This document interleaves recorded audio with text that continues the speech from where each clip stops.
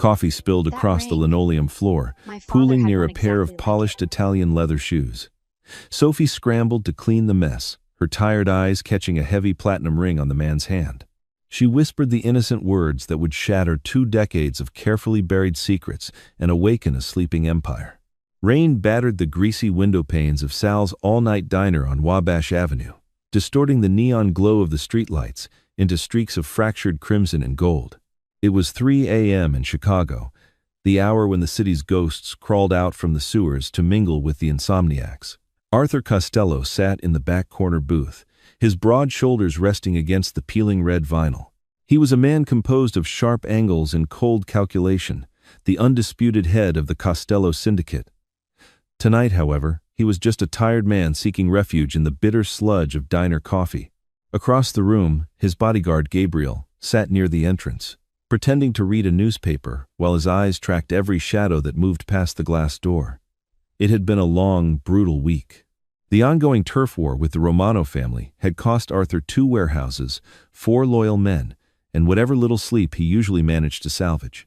He needed this quiet moment, this solitary sanctuary, where the scent of old frying grease overpowered the metallic stench of the underworld.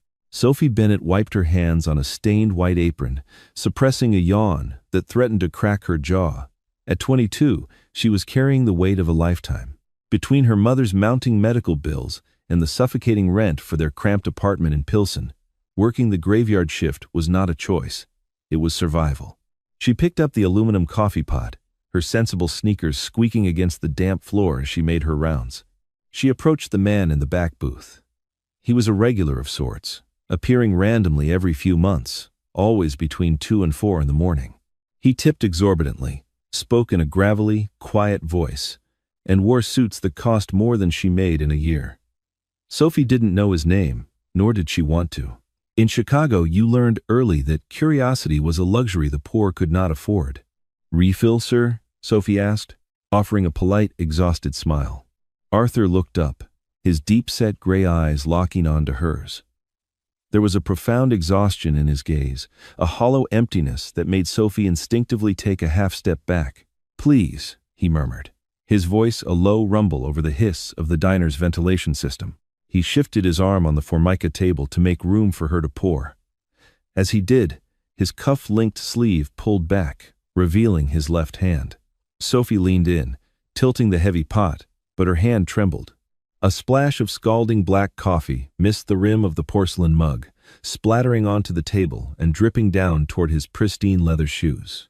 "Oh, God, I'm so sorry," Sophie gasped, immediately dropping the pot onto the table and frantically grabbing a handful of cheap paper napkins from the dispenser. She dropped to her knees, dabbing at the floor near his shoes, her face burning with humiliation. "I'm so sorry. I'll pay for the cleaning.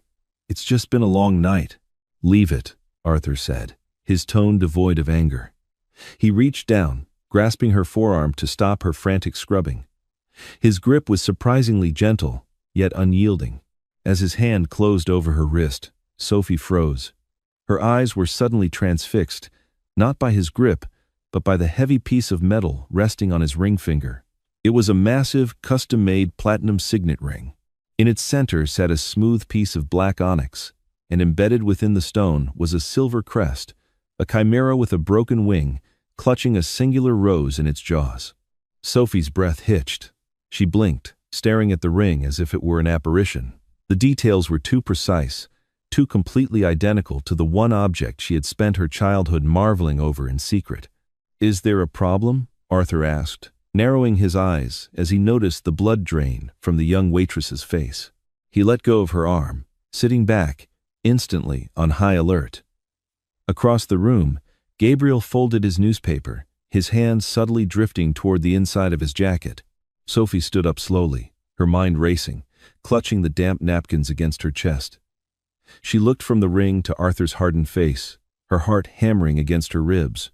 She wasn't thinking about the danger, nor the rules of the city. She was only thinking about the velvet box hidden in her mother's nightstand. "Sir," Sophie said, her voice barely a whisper, yet it cut through the hum of the diner like a siren. My mother has a ring exactly like yours." For a second, the universe seemed to pause. The rain stopped hitting the glass. The coffee pot stopped steaming. Arthur Costello, a man who had stared down the barrels of loaded guns without blinking, physically stopped breathing. He stared at the girl, a slow, icy dread creeping up his spine, mingling with a violent, impossible spark of hope. The ring on his finger was not a mass-produced piece of jewelry. It was forged in Naples in 1999 by a master jeweler who was executed 2 days later to ensure no replicas could ever be made. There were only 2 rings in existence. Arthur wore the chimera facing left. The other, the chimera facing right, had been slipped onto the delicate finger of his wife, Lucia, on their wedding day. Lucia, who had burned to death in a warehouse explosion set by the Romanos 23 years ago. Arthur's face turned into a mask of stone, but his hands, hidden beneath the table, shook violently. He leaned forward, the sudden, terrifying intensity radiating from him, causing Sophie to stumble backward. "What did you just say?" Arthur demanded, his voice dropping an octave, becoming a lethal, jagged thing. I'm sorry," Sophie stammered, terrified by the sudden shift in his demeanor. The quiet, melancholic man was gone, replaced by a predator. "I shouldn't have said anything. It's just a coincidence." "Do not move," Arthur commanded. He slid out of the booth, his tall frame towering over her. Gabriel was instantly at his side, eyes scanning the perimeter, but Arthur ignored his bodyguard. He grabbed Sophie's shoulders, his grip tight, almost desperate. "Look at me. Where is the ring? The one your mother has." "She keeps it in a box," Sophie cried softly, tears pricking the corners of her eyes. "She told me it belonged to my father. He died before I was born. Please, let me go. I'm sorry." "Your father," Arthur breathed, the words tasting like ash in his mouth. He looked at the girl's face, really looked at her. He saw the slope of her nose, the stubbornly defiant set of her jaw, the hazel eyes that looked exactly like God. They looked exactly like Lucia's. He was doing the math in his head. The explosion was 23 years ago. The girl in front of him looked to be in her early 20s. If Lucia had somehow survived the fire, if she had fled, she would have been pregnant. Arthur's chest tightened painfully. 23 years of mourning. 23 years of visiting an empty casket filled with ashes that weren't even hers. 23 years of waging a bloody, scorched earth war against the Romano family to avenge a ghost. "Gabriel," Arthur barked, never taking his eyes off Sophie. "Boss, buy the diner. Give the manager whatever he wants in the register and tell him the waitress is done for the night." Sophie panicked. No, I need this job. You can't do this." "You don't need this job anymore," Arthur said, his voice softening just a fraction, a terrifying tenderness bleeding through the steel. "Get your coat. You're going to take me to your mother right now." The interior of the black Lincoln Navigator was suffocatingly silent. The thick, bulletproof glass completely muted the violent Chicago storm raging outside, leaving only the soft hum of the engine and the rhythmic thumping of Sophie's racing heart. She sat rigidly in the plush leather seat, her damp coat pulled tight around her small frame. Next to her, Arthur Costello sat like a statue carved from granite. He stared straight ahead at the rain-slicked streets, his hands resting on his knees. Every few moments, his left thumb would rhythmically trace the edge of his obsidian ring. In the driver's seat, Gabriel steered the heavy SUV toward Pilsen with practiced precision. He had been with Arthur for 15 years and had never seen the boss like this. Arthur was a man of logic and ruthless pragmatism. He didn't chase ghosts.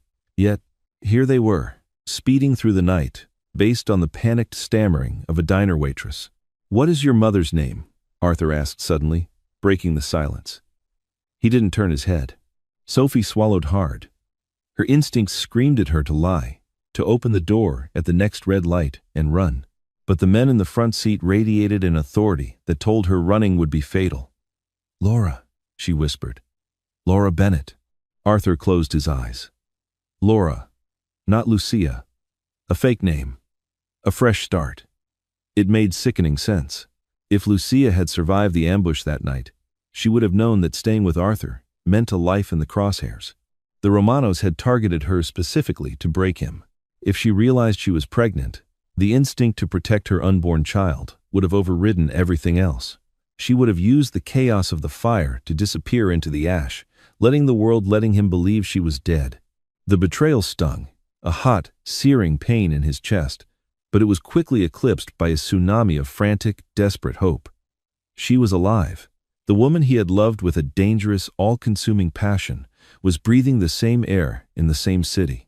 And the girl sitting next to him, Arthur, forced himself not to look at Sophie. If he looked at her again, if he fully accepted the reality that he was sitting next to his own flesh and blood, his daughter, he feared he would completely unravel. "Is she well?"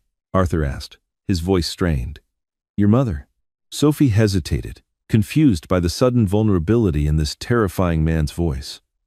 "No," she answered honestly. "She's sick. She's been sick for a long time. It's her heart. That's why I work the nights. For her medication." Arthur's jaw tightened, so hard a muscle feathered in his cheek. His wife was dying in a rundown apartment in Pilsen, relying on their daughter to sling cheap coffee in the middle of the night to afford medication, while he sat on millions of dollars, just 10 miles away. The injustice of it, the cruel irony, made him want to rip the doors off the vehicle. "Take the next left, Gabriel. Step on it," Arthur ordered roughly. "We're here," Sophie murmured a few minutes later, pointing to a decaying brick building squeezed between a boarded-up pawn shop and a liquor store with iron bars on the windows. The street lamp outside flickered wildly, casting long, menacing shadows across the crumbling sidewalk. Gabriel pulled the navigator onto the curb, throwing the vehicle into park. He unbuckled his seatbelt and reached for the door handle, but Arthur stopped him with a sharp gesture. "You stay here. Keep the engine running. Keep your eyes open," Arthur commanded. He turned to Sophie. "Show me the way." Sophie nodded, her hands shaking as she fumbled with the handle. She stepped out into the freezing rain, leading the tall, imposing mob boss into the dimly lit vestibule of the apartment complex. The air smelled of stale cigarettes, wet dog, and boiling cabbage. Arthur followed her up 3 flights of stairs, the rotting wood groaning under his weight. His mind was a battlefield. How would he look at her? What would he say? "I thought you were dead. I slaughtered 20 men to avenge you. I mourned you every single day." Would she run from him? Would she hate him for bringing the darkness back to her doorstep? They reached the 4th floor. The hallway was illuminated by a single bare bulb hanging from the ceiling. "It's number 4B, Sophie said quietly, digging into her coat pocket for her keys. She walked down the narrow hall, her sneakers squelching slightly. Arthur walked a few paces behind her, feeling his breath hitch in his throat. 23 years. It was all behind this door. Sophie pulled her key out and reached for the knob. Before the metal key could slide into the lock, her hand froze. The door wasn't fully closed.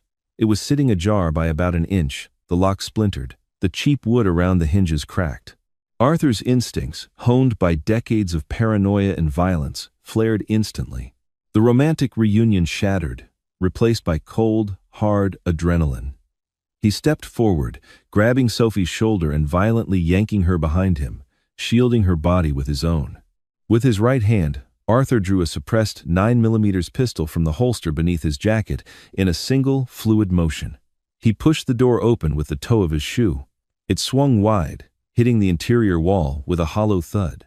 The apartment was pitch black, save for the weak amber light from the street lamp filtering through the blinds. Arthur stepped inside, his gun raised, his eyes sweeping the small living room. "Lucia?" he called out. The name he hadn't spoken aloud in 2 decades, tearing from his throat. Silence answered him. He reached out and flipped the light switch. The overhead light flickered on, revealing a scene of utter devastation.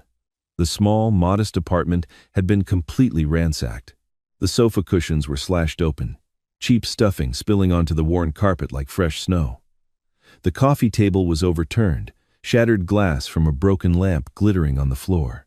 Sophie pushed past Arthur's arm, letting out a blood-curdling scream. "Mom!" She ran into the small adjacent bedroom. Arthur followed her, his weapon steady, his heart turning to ice. The bedroom was in a similar state of ruin. The mattress was flipped off the box spring. The drawers of the cheap dresser were pulled out and thrown across the room. Clothes were everywhere. But there was no blood. And there was no Lucia. Sophie fell to her knees next to the bedside table, which had been smashed to pieces. Amidst the splintered wood and scattered pill bottles, an elegant dark blue velvet box lay open and completely empty. "She's gone," Sophie sobbed, her hands hovering over the empty box. "The ring is gone. My mother is gone." Arthur stood in the center of the ruined bedroom, the gun heavy in his hand. He looked at the empty velvet box, and a slow, murderous realization washed over him. This wasn't a robbery. A street thug wouldn't know the value of that specific ring. A street thug wouldn't slash cushions looking for hidden documents. Only someone who knew the truth about Laura Bennett would orchestrate this. Only someone who knew she was Lucia Costello, the wife of the city's biggest mafia boss. Arthur pulled out his phone, dialing Gabriel's number. "Boss?" Gabriel answered immediately. "Call the men." "All of them," Arthur said, his voice dropping to a terrifying, dead calm. The kind of calm that preceded a massacre. "Lock down the city. The airports, the trains, the highways. Nobody leaves Chicago." "What happened? Who are we looking for?" Gabriel asked, sensing the apocalyptic shift in his boss's tone. Arthur looked down at Sophie, who was weeping uncontrollably on the floor, mourning the mother she had just lost, completely unaware that she had just found her father. "Victor Romano," Arthur said, speaking the name of his oldest rival, the man he thought he had broken years ago. "He didn't finish the job in 03. He just took my wife. And God help him, because I am going to burn his entire world to the ground to get her back." The iron gates of the Costello estate in Lake Forest parted like the jaws of a leviathan, swallowing the black SUV into the sprawling, manicured grounds. The storm had followed them from the city, unleashing sheets of freezing rain against the stone facade of the 30-room mansion. For Sophie Bennett, the transition from her crumbling Pilsen apartment to this palatial fortress felt like slipping into a fever dream. Gabriel killed the engine. The silence in the car was heavy, thick with unspoken accusations and terrifying realities. "Get out," Arthur said, his voice ragged. It wasn't a command. It was a plea from a man struggling to keep his composure. Sophie didn't move. She clutched the door handle, her knuckles white. "Where are we? Who are you? You said you would help me find my mother, but you just ordered a lockdown of the city like you own it." She swallowed, her voice trembling but defiant. "Are you the Mafia? Is that why my mother's apartment looked like a war zone?" Arthur turned in his seat. The dim interior lights caught the harsh lines of his face, the scar cutting through his left eyebrow, the brutal set of his jaw. But his eyes, usually cold and impenetrable, were brimming with a terrifying, raw sorrow. "I am Arthur Costello," he said quietly, the name hanging in the air like a loaded gun. Sophie gasped, shrinking back against the leather seat. Even in the insulated poverty of her life, she knew that name. Everyone in Chicago knew that name. It was whispered in back alleys and plastered across federal indictments that never seemed to stick. He was the ghost that ruled the city's underworld. "My mother is a waitress," Sophie cried, her panic rising. "She's a sick woman who watches soap operas and knits. She has nothing to do with you people. Why would Victor Romano want her?" "Because," Arthur said, his voice breaking slightly, "your mother's name isn't Laura Bennett, it's Lucia Costello. And 23 years ago, she was my wife." The word struck Sophie with the force of a physical blow. The air vanished from her lungs. She stared at him, desperately searching for the lie, the cruel joke. But she only found her own hazel eyes staring back at her from a face hardened by decades of violence. "No," Sophie whispered, shaking her head. "My father died in a car crash before I was born. She showed me his grave." "A lie," Arthur said softly, reaching out slowly, deliberately, and turning on the overhead cabin light. "Look at me, Sophie. Really look at me." She did. She looked at the slope of his nose, the square cut of his jaw, the dark, wavy hair graying at the temples. She looked at the shape of his hands, the same long, deft fingers that she possessed. Then her eyes fell back to the platinum ring on his left hand, the chimera and the rose. "It's a family sweetheart," her mother had told her years ago, sitting on the edge of her childhood bed, holding the matching ring. "It means that even monsters can protect something beautiful. You." Sophie choked out, tears finally spilling over her lashes. "You're my father." "I am," Arthur confirmed, the two words costing him every ounce of his legendary control. "And I thought you both burned to ashes 23 years ago at the old shipyard." "I buried an empty casket. I waged a war that stained this city red for a decade to avenge her. If she ran, if she hid you from me, she did it because she knew the Romanos would never stop hunting her to get to me. And now they found her." Sophie sobbed, the reality crashing down on her. The mother she loved, the woman who had scrubbed floors and ruined her health to keep them safe, was currently in the hands of monsters. "You brought this to our door. If you hadn't come to the diner—" "They didn't track me from the diner," Arthur interrupted, his tone shifting back to the cold, calculating syndicate boss. "They've been watching her, waiting for a moment of weakness. Victor Romano is a coward, but he is patient. He took her to draw me out, to finish what he started." Arthur pushed his door open and stepped out into the rain. He looked back at her, his silhouette framed by the sprawling mansion. "I couldn't protect her then, Sophie. But I swear to you on my life, and on the blood that runs in both our veins, I will bring her back tonight. Now, come inside. You need to be safe." The interior of the Costello mansion was a jarring contrast to the violence of Arthur's world. It was quiet, filled with classical art, warm mahogany, and the scent of lemon oil. Arthur led Sophie to a massive study, where three men in tailored suits were already waiting. "Boss," said a tall, broad-shouldered man with a broken nose. This was Leo, Arthur's underboss. "Give me the sitrep, Leo," Arthur demanded, shedding his wet coat and throwing it onto a leather armchair. He walked to a heavy oak desk and pulled open a drawer, retrieving a Beretta 92 FS. He checked the magazine with practiced, terrifying efficiency. "We have eyes on the Romano family's known fronts. The clubs in River North are empty. The meatpacking fronts in Fulton Market are locked down tight," Leo reported, his eyes darting to Sophie, who stood shivering near the doorway. "Who's the girl Artie?" "She is my daughter," Arthur stated. The absolute authority in his voice left no room for questions. The three mobsters froze, staring at Sophie as if she were a ghost, before respectfully lowering their eyes. "And Victor Romano has my wife." The room's temperature seemed to plummet. "We got a ping, boss," Gabriel said, stepping into the study with a laptop.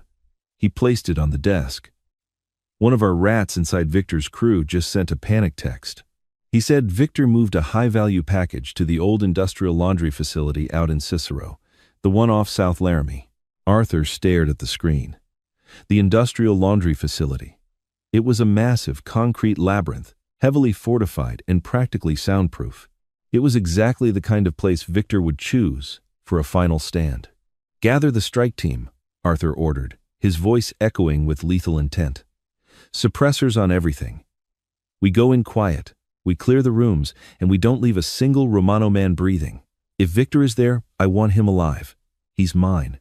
He turned to Sophie, his eyes softening marginally. "Stay here. Gabriel will guard the door. I will bring your mother home." "Don't let her die," Sophie whispered, her voice breaking. "Please, I just found out who you are. Don't let me lose her on the same night." Arthur crossed the room, placing a heavy, warm hand on her shoulder. "I lost her once, Sophie. God himself couldn't make me lose her twice." The storm had escalated into a torrential downpour by the time the three black armored vans cut their headlights, rolling to a silent halt 3 blocks away from the Cicero laundry facility. The building was a hulking, brutalist monstrosity, its windows blacked out, surrounded by a high chain-link fence topped with razor wire. Arthur stepped out into the freezing mud, pulling the collar of his tactical jacket up against the driving rain. He was flanked by 12 of his most lethal enforcers, ghosts dressed in black Kevlar. "We move in 3 teams," Arthur signaled, with sharp hand gestures. "Leo, take the loading docks. Vincent, breach the roof access. I take the front." They moved with the synchronized precision of a military unit. The Costello Syndicate hadn't survived the brutal Chicago gang wars by being sloppy. They were apex predators. Arthur approached the main entrance. 2 Romano guards were stationed just inside the heavy glass doors, smoking cigarettes and laughing, completely oblivious to the specter of death approaching from the dark. Arthur didn't hesitate. He raised his suppressed Beretta. "Pfft," Pfft. The glass didn't shatter. The specialized rounds punched clean holes through the pane, dropping both guards instantly before their cigarettes even hit the floor. Arthur kicked the door open, stepping over the bodies. "Clear the perimeter," he whispered into his earpiece. "Loading dock is clear," Leo's voice crackled. "Roof access secured." "We're heading down the stairwell," Vincent reported. Arthur moved through the dark, cavernous main floor of the laundry facility. Massive industrial washing machines loomed like dormant iron beasts. The smell of bleach and stale water was overpowering. He kept his weapon raised, his eyes scanning the shadows. Every step he took was fueled by 23 years of repressed agony. He thought of Lucia. He thought of the way she used to laugh, throwing her head back, the sound filling their first cramped apartment in Little Italy. He thought of the way she smelled of vanilla and gunpowder. He thought of the empty velvet box in that ruined Pilsen apartment. Suddenly, gunfire erupted from the east wing. "Contact! We have contact in the administrative hallway," Leo yelled over the comms. The distinct, deafening roar of unsuppressed automatic weapons echoed through the concrete facility. The element of surprise was gone. "Hold them down," Arthur growled, breaking into a sprint. He didn't head toward the gunfire. He headed toward the center of the facility. Victor was a coward. He wouldn't be on the front lines. He would be in the safest, most fortified room in the building, the manager's office. Arthur rounded a corner and came face to face with 3 Romano enforcers. They raised their weapons, but Arthur was faster. He fired 3 times in rapid succession. Chest, chest, head stepping over their falling bodies without breaking his stride. His face was a mask of cold, unadulterated fury. He reached the heavy steel door of the manager's office at the end of the corridor. It was locked. Arthur didn't bother trying the handle. He aimed at the locking mechanism and emptied the rest of his magazine into the metal, the deafening cracks echoing in the narrow hallway. He kicked the door with the heel of his boot, sending it flying inward. The office was brightly lit, a stark contrast to the gloom outside. And there, sitting behind a cheap metal desk, was Victor Romano. Victor looked older than Arthur remembered. His hairline had receded, his face deeply lined with the stress of a losing war. But his eyes still held that same venomous, arrogant spark. He held a silver revolver, the barrel pressed firmly against the temple of the woman kneeling beside his chair. Arthur's heart completely stopped. Lucia. She was thinner, her dark hair streaked with silver, her face bruised and pale. She wore a faded hospital gown beneath a cheap winter coat, shivering violently. But when she looked up, her eyes the exact same hazel as Sophie's met Arthur's. Time collapsed. The decades vanished. "Arthur," she breathed, a ragged, desperate sound. "Drop the gun, Victor," Arthur commanded, his voice eerily calm as he ejected his spent magazine and slammed a fresh one home in a fraction of a second, raising the weapon dead level with Victor's eyes. "Look at you," Victor spat, a nervous sweat beading on his forehead. "The great Arthur Costello. You spent 20 years tearing my family apart piece by piece, burning my shipments, slaughtering my brothers, all for a ghost." Victor let out a dry, manic laugh. "And the punchline?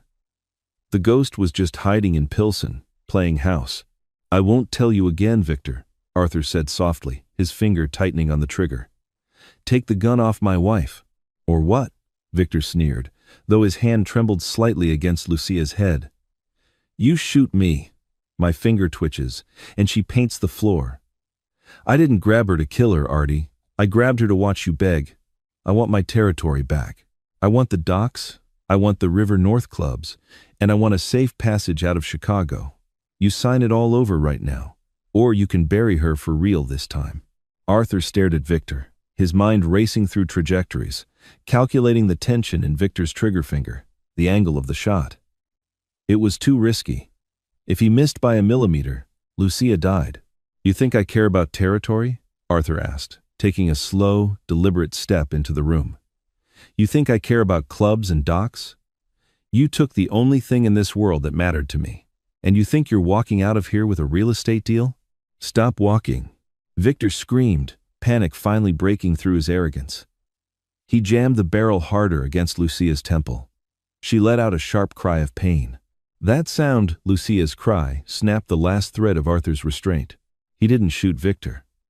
Instead, Arthur instantly lowered his weapon and shot the heavy, glass-cased fire extinguisher mounted on the wall directly behind Victor's head.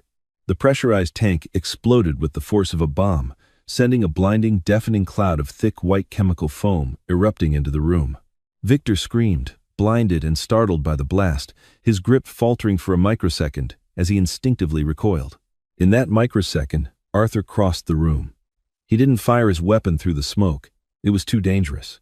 He lunged into the white cloud, his massive hand finding Victor's wrist. He twisted it violently upward. A sickening crack echoed in the room, followed by Victor's agonizing shriek as the silver revolver clattered to the floor.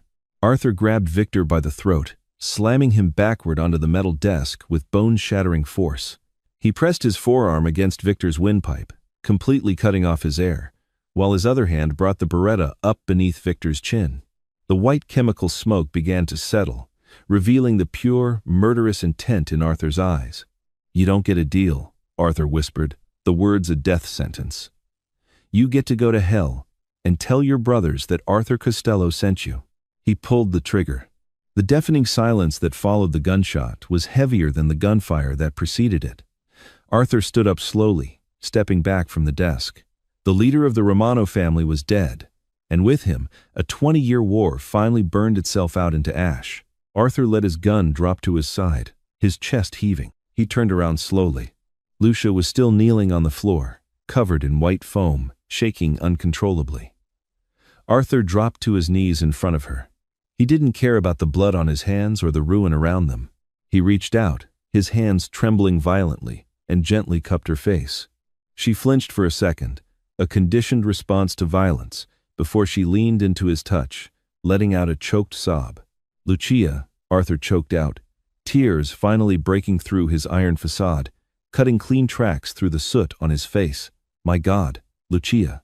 "I'm sorry," she wept, throwing her arms around his neck, burying her face in the thick Kevlar of his vest. "I'm so sorry, Arthur. I had to run. They were going to kill the baby. I found out I was pregnant 2 days before the warehouse fire. I knew if I stayed, they would never stop coming for her. I had to make you believe we were dead so you wouldn't come looking." Arthur wrapped his arms around her fragile frame, burying his face in her hair. It smelled of cheap diner coffee and fear, but beneath it all, it was still her. "You protected her," he whispered fiercely. "You kept her safe. You did what I couldn't." He pulled back slightly, looking deeply into her eyes. He reached into his pocket and pulled out the dark blue velvet box Sophie had found empty. He opened it, revealing the platinum ring with the chimera facing right. He had taken it off a dead Romano enforcer in the hallway moments earlier. Gently, he took Lucia's left hand and slid the heavy ring back onto her finger, where it belonged. It sat perfectly next to his own. "Let's go home," Arthur said, lifting her effortlessly into his arms. The storm had passed by the time Arthur's armored SUV pulled back through the iron gates of the Lake Forest estate. The morning sun was just beginning to break over the horizon, casting pale rays of gold across the wet lawns. Sophie was sitting on the grand staircase in the foyer, her knees pulled up to her chest, exhausted and terrified. When the heavy front doors opened, she leaped to her feet. Arthur walked in, carrying Lucia. "Mom!" Sophie screamed, sprinting across the marble floor. Arthur gently set Lucia down, keeping an arm around her waist to support her. Mother and daughter collided in a desperate, tearful embrace, sinking to the floor in a tangle of limbs and sobs. Arthur stepped back, watching them. The emptiness that had gnawed at his soul for over 2 decades was suddenly, overwhelmingly full. He had spent his life building an empire of fear, accumulating power and wealth in a desperate attempt to fill the void Lucia had left behind. But watching the 2 women weep on the floor of his foyer, he realized that all the power in Chicago was worthless compared to the fragile, beating hearts in front of him. Lucia looked up from Sophie's shoulder, her eyes meeting Arthur's. She reached out a trembling hand toward him. Arthur knelt beside them, enveloping them both in his massive arms. He pressed a kiss to Sophie's forehead, then to Lucia's temple. "No more running," Arthur promised them, his voice thick with emotion, but absolute in its conviction. "No more hiding. You are Costello's, and no one in this world will ever touch you again." Sophie looked at her mother, then at the terrifying, powerful man who had turned a city upside down in a single night just to bring them back together. She saw the matching rings on their hands, the chimera and the rose, finally reunited. The diner, the poverty, the midnight, shifts it all felt like a lifetime ago. The waitress was gone. The daughter of the syndicate had finally come home. The war with the Romanos ended not with a fiery explosion, but with a quiet gunshot in a damp warehouse. Arthur Costello reclaimed his stolen world, learning that true empire wasn't built on blood and fear, but on the fragile, beating hearts of the women he loved. Sophie finally traded the diner's midnight shadows for a family's fierce protection. The chimera had found its missing rose, at last.